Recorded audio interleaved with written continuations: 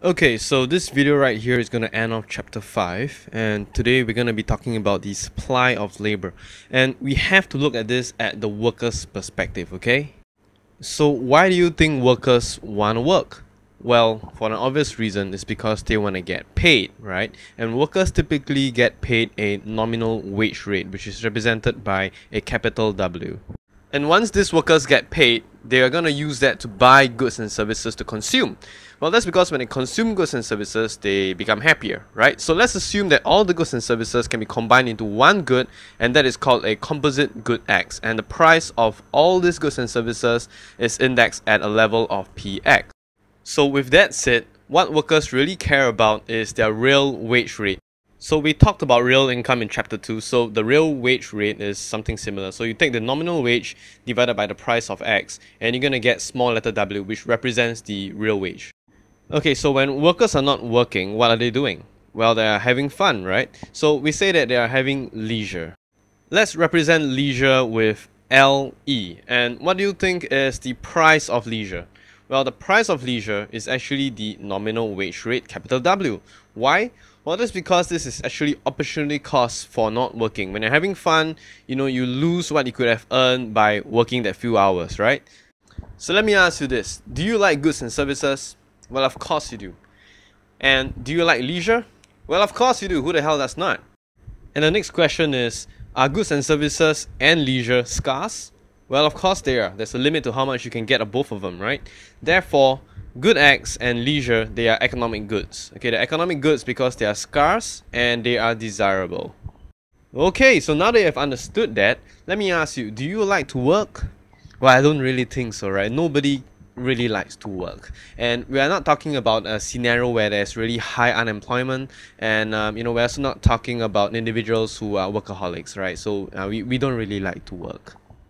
So now that you understand what workers like and don't like, you can now derive the worker's utility. So the worker's utility is simply made out of the things that they love, right? It's goods and services, good X, as well as leisure. So this actually gives you a concave utility curve or an indifference curve, which you have learned in chapter 2, consumer theory, right? So we're going to apply that concept here. Now let's look at the budget constraint of the worker. But before we get to the math of the budget constraint, I need you to understand that leisure actually has a fixed scarcity. So what does this mean? Well, I'm going to use a numerical example to explain the concept of fixed scarcity. Alright, so how many hours do we have in a day? Well, we have got 24 hours in a day. And let's just assume that we spend 8 of that 24 hours sleeping. I mean, everybody needs rest, right? Unless you're Superman or something like that. So you have got 16 hours left. So let's assume that you do nothing but work and play. So you need to allocate some of that 16 hours for labor, and you need to allocate some of that 16 hours for leisure. So this is where the concept of fixed scarcity comes in.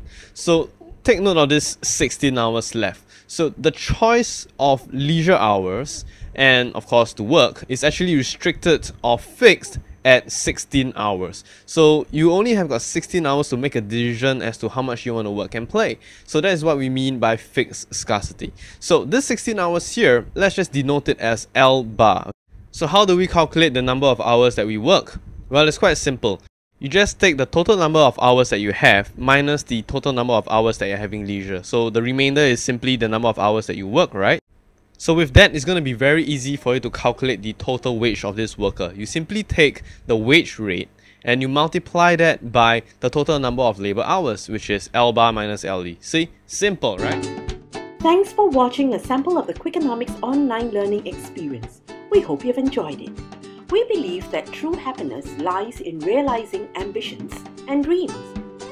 That's why we make our products specific to your needs, simple to understand and captivating, so that you can learn effectively while saving time, realizing those ambitions and dreams. The Quickienomics online learning experience is a range of supplementary lectures, tutorials, and exam solutions in the form of videos, which you can conveniently view anytime, anywhere.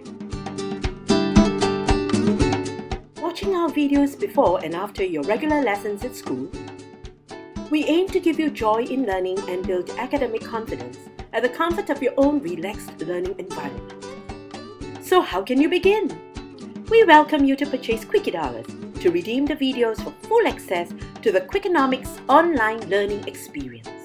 Thank you for studying with Quickienomics.